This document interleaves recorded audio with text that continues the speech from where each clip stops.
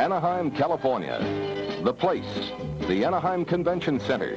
The date, June 23rd, 1976, where nearly 40,000 people are gathered for a very special event.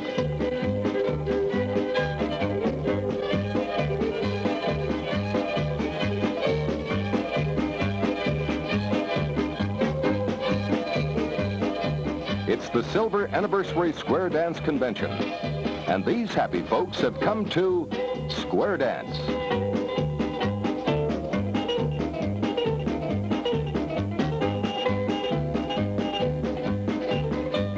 One of the most joyous forms of entertainment today is a typical American folk art, square dancing. It's fun, it's exciting, and it involves every member of the family. Whether it's the stately cotillion, contras, clogging, round, or square, there's a dance for everybody. Perhaps the most spectacular event of the convention was the Bicentennial Pageant featuring 350 dancers. These groups from various parts of the country depicted the history of square dancing, beginning with its early form in 1776, through its development into the figures we know today as the modern square dance. What follows is a joyous experience of that magic night in June, where pageantry, excitement, and nostalgia added up to a never-to-be-forgotten experience. The Silver Anniversary National Square Dance Convention Bicentennial Pageant.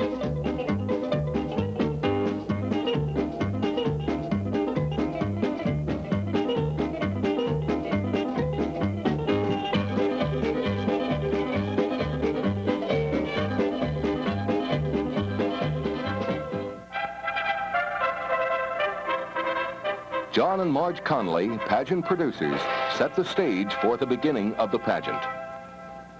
Good evening, ladies and gentlemen, square and round dancers. Happy birthday, America. On behalf of Ken and Audrey Parker, our General Chairman, and the entire 25th National Square Dance Convention Committee, we extend to you a most hearty welcome. This evening, for your pleasure, we will present a pageant depicting portions of American square dancing from the year 1776 to 1976. First, we would like to recognize from Colorado Springs, Colorado, a very honored guest. Marge, will you do the honors? Those of you who know her or have met her will have to admit she's a real sweetheart. It gives us great pleasure to dedicate this pageant to our own special sweetheart, Dorothy Stott Shaw.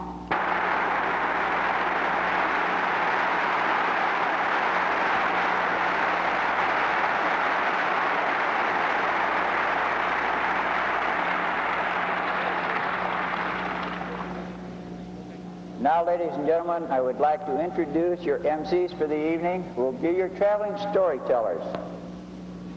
They are charter members and staff instructors of the Lloyd Shaw Foundation.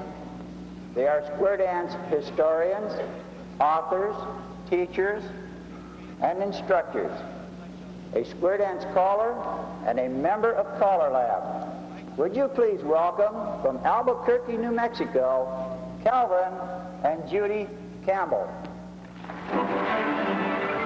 Tonight, you're going to go with us on a 200-year journey, a sort of travelogue in time and space.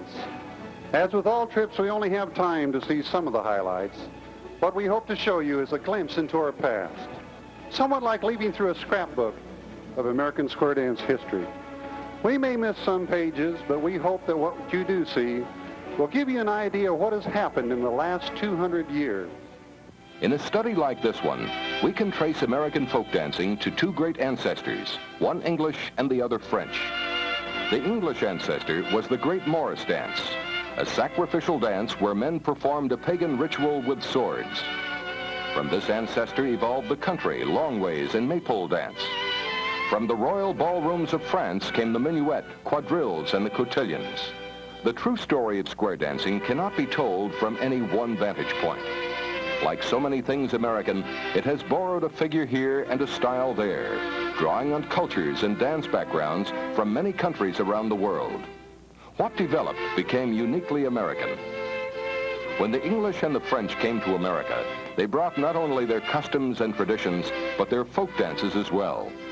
As the cities developed in this young and vigorous country, the parties and dances in the grand ballrooms reflected their cultures from across the seas. To the tune of the minuet from Mozart's Don Giovanni, we present the Circle Eights of La Mirada, California.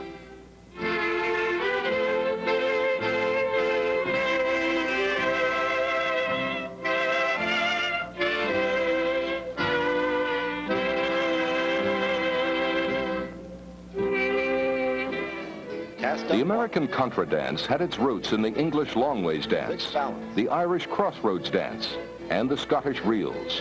Swing round. In the early villages of England, Ireland, and Scotland, many of the dances were held on rather narrow greens, and this may have helped originate the long formation which we see today. The two contra dances presented here originated almost 200 years ago. The dance master for the evening, Jim McLennan. Down the outside. Slow third. Cast up one. 6 balance. In the beginning, the cotillion was probably a French dance with couples either in a circle or later in a square formation. The name cotillion literally means under petticoat and comes from the words of an early tune to which it was danced. We bring you an early cotillion, prompted in French by our dance master.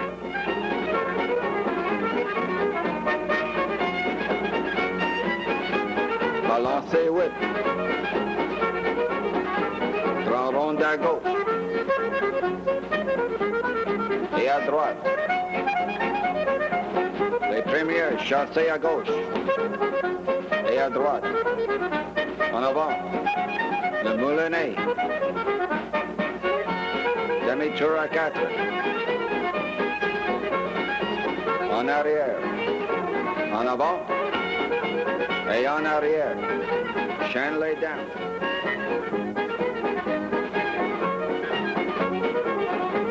Balancez 8. Grand rond à gauche. Et à droite. Baissez à votre partenaire.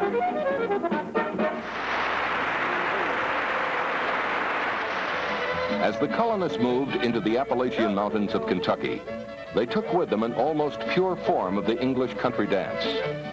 The Kentucky running set uses traditional figures and is truly more a round for 8 instead of a square for 8. In fact, in many areas, it started with many couples in a big circle around the hall.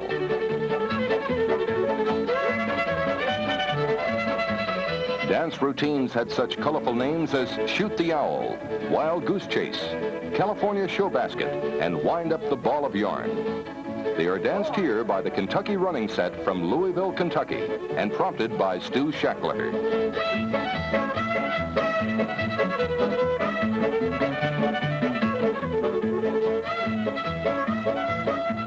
Number 2, the back track.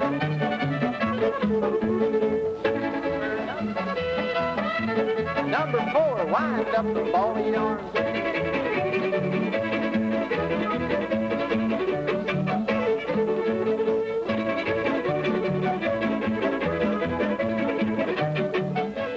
The Mormons started their trek to Utah from St. Louis around the year 1847, often along difficult trails.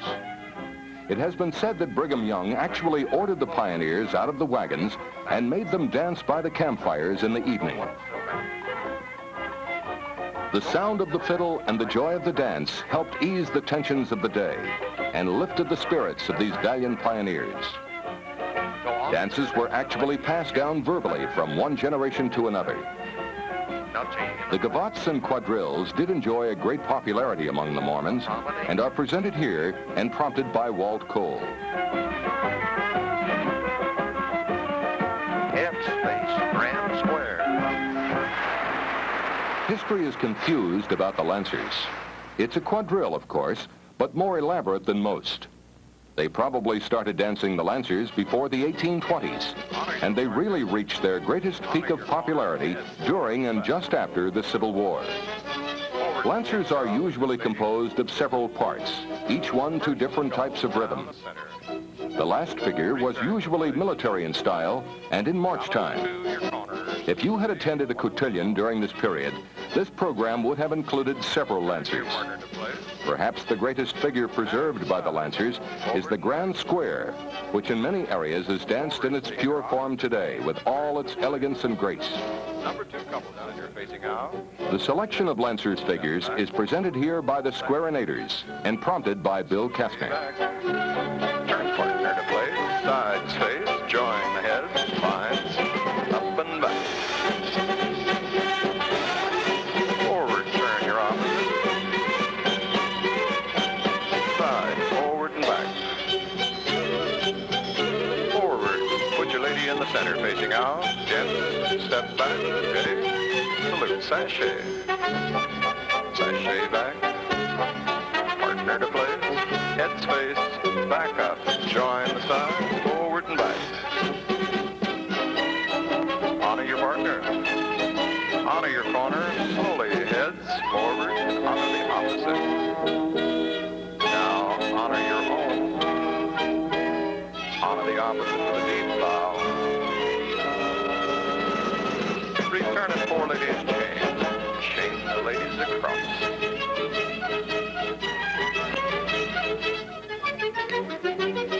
On to the next.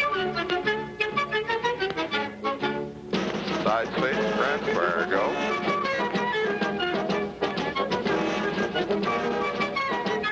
Reverse.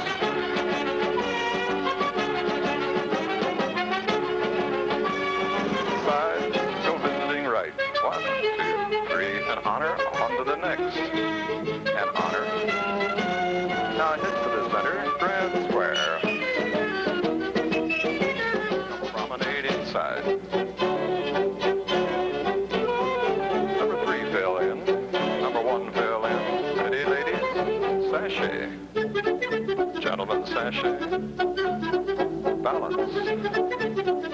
Sachet back. Cast off. Crossover. Come up the other side. Make your line. All join hands. Ready? Forward and back. Over. Turn your opposite place. Grand right and left.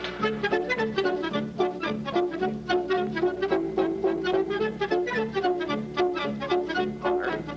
And right and left.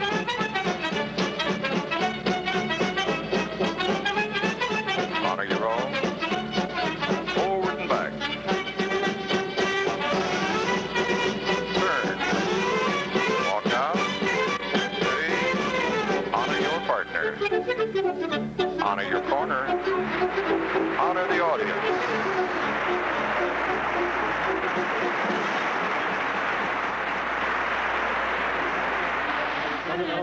The Oklahoma Play Party game can only be explained by giving some account of the customs connected with it.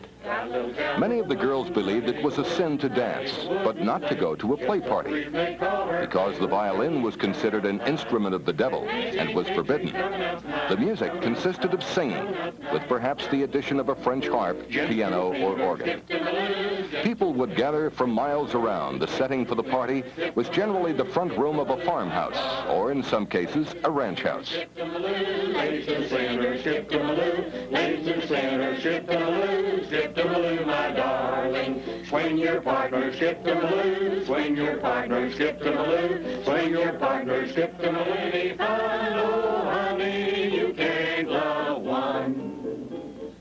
Honey, you can't love two.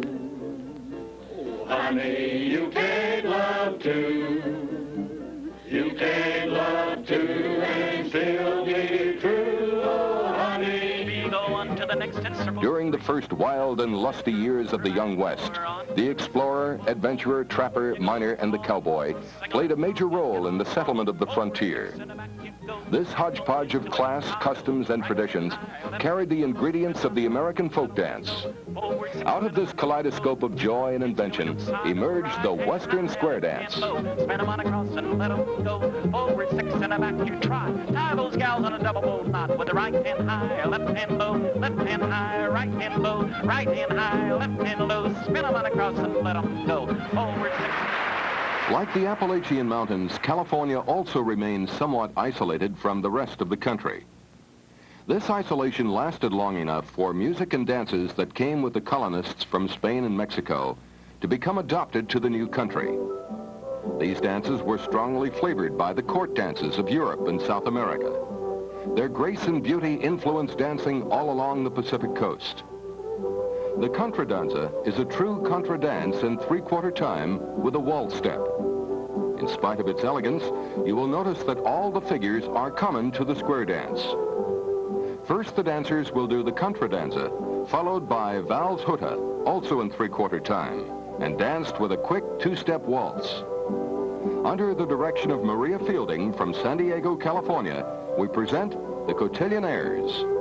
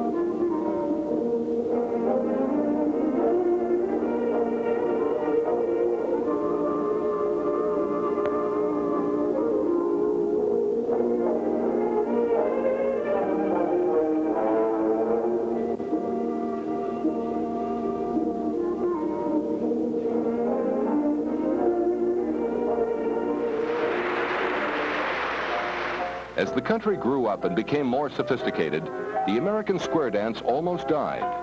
In the early 1900s, a man by the name of Henry Ford became interested in what seemed to him to be a very important part of our American heritage. He hired a dance master named Benjamin Lovett and built a beautiful square dance hall complete with teakwood floor and crystal chandeliers near Dearborn, Michigan. There he brought his friends together to learn and dance the graceful dances of their ancestors. The Henry Ford dancers are still dancing in the same hall today. The selection of dances typical of the era are presented here by Betty and Bob Dean and the Silhouettes of Vacaville, California.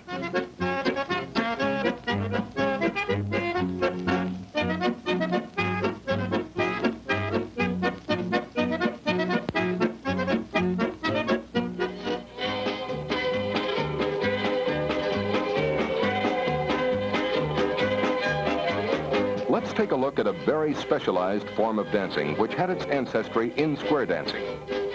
In this form, the main emphasis is placed on very fast and flashy footwork and very fast music. In the clog dance, the movement is in the footwork, the ankles, toes, and heels. In this respect, clogging is quite similar to tap dancing, and one can surmise that there is a possibility that both came from the same common source. The figures and the calls of square dancing are still there, but every once in a while they had to cut loose with a special brand of flashing feet that is totally unique to this type of dancing. Here are the Lucy Johnson Cloggers.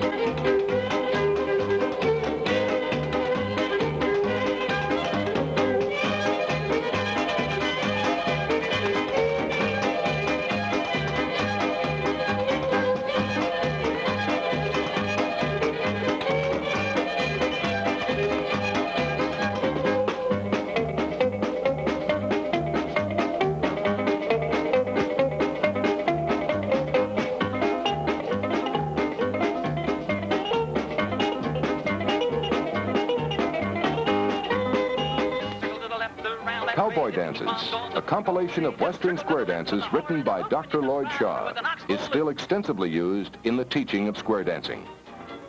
Under his inspiration, a group was formed known as the Cheyenne Mountain Dancers.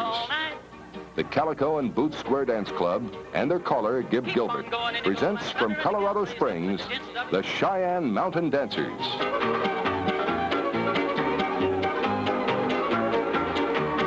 Side two couples doing no stando, make an ocean wave out there, you know.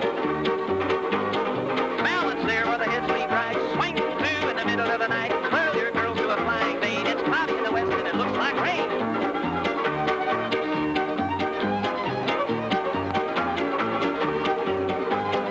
Set her back down in the middle of the floor, just set her back down, there's still some more. Left elbow hook and triple arch, and you go like thunder. Now forward six and back you blunder. It's arch and jump and you go like thunder. Spin those girls around and circle to the left in the middle of the town. Now ring. When the American square dance went into its long sleep in the early 1900s, it really only dozed in the Southwest.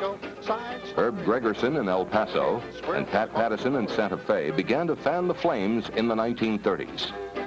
They were followed by Gerald Northcutt in Albuquerque and Pancho Baird in Santa Fe and others. Herb and Pauline Gregerson trained a great exhibition group and named it the Bluebonnet Set. The figure danced here could have been taken from one of the Southwest dance programs in the late 1940s and early 1950s. They are presented by the Royal Chaparrals of New Mexico and their caller, Calvin Campbell. Take a little walk, go home, you're gonna get back home in the middle of the night, gonna get along home. We'd be remiss if we did not mention the Bossa Vienna. To most of you, this dance may be recalled as Put Your Little Foot. It was danced throughout the U.S. and in many foreign countries, but it held a special place in the Southwest during this time and was danced with many variations.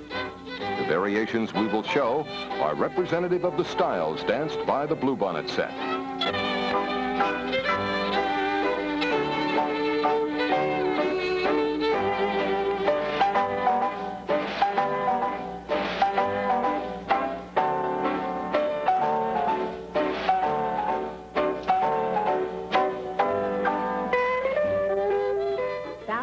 Early square dancers in the Abilene, Texas region danced to a more leisurely hoedown rhythm. The movements demonstrated here are those from the late 30s, which are historically relevant to Texas, and those choreographed by Texans, which are now included in the mainstream movements of modern square dancing.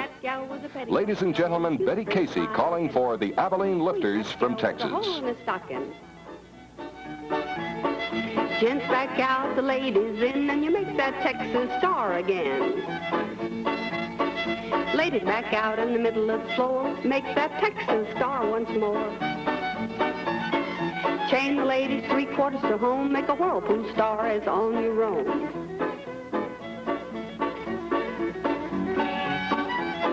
Heads wheel out on the ocean tides, then you wheel back in behind. Sides wheel, gentle girl, back to the center, make the water swirl. Heads wheel around on the rocky shores, back to the center and star once more. Sides wheel, gentle girl, round the next lady, do the figure 8 and back around the jet and don't be late. Now chase the rabbit and chase the squirrel, chase that pretty girl around the world. Chase the rabbit and chase the coon, chase that big boy around the room and you circle 8. Circle to the left and around your reel, the other way back to a spinning wheel. Make that spinning wheel roll it along and you turn right back and you done gone wrong. Over your shoulder with your left arm, do-si-do, you'll do no harm. Do-si-do and a little more dough, chicken in the bread pay, pecking out dough. Granny, when you don't bite no... Make a right hand star. Interest and participation in square dancing grew at a phenomenal rate. Square dance clubs formed quickly, and they in turn grouped into associations. Special events, jamborees, and hoedowns were attended by capacity crowds. We now present the Chevron Squares of La Mirada, California. Keep on going, and when you're there, everybody just... Back out, circle to the left, go around at the land, do an Alabama left with the corner, come back one and promenade, just promenade, go right back home, and when you're there, everybody just bow to the partner. And the To conclude the evening's festivities, soloist Dorothy Swanner is escorted to the Arena Center by National Chairman Ken Parker for a stirring rendition of God Bless America.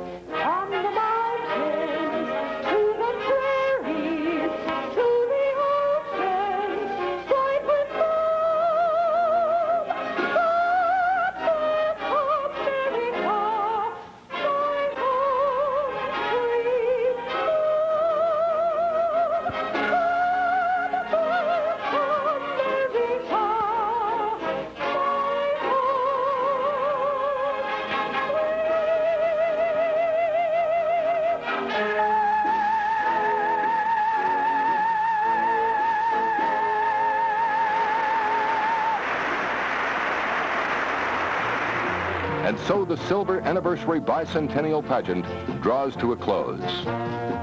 Thousands of square dance fans have been witness to a once-in-a-lifetime event as they watch the progressive growth of this typically American folk art, from its inception to its varied and colorful forms of today. The essence of square dancing is joy. It produces among its participants a feeling of oneness, of togetherness, as they execute the varied and intricate patterns of the dance. For all those who were present at this pageant, the memory of its spectacle and history will go with them as they return to their homes, both in this country and abroad. Somewhere at this very moment, couples, young and old, are waiting for the signal that precedes a time of enrichment for all. As the caller moves toward a microphone to give the cue, sets in order.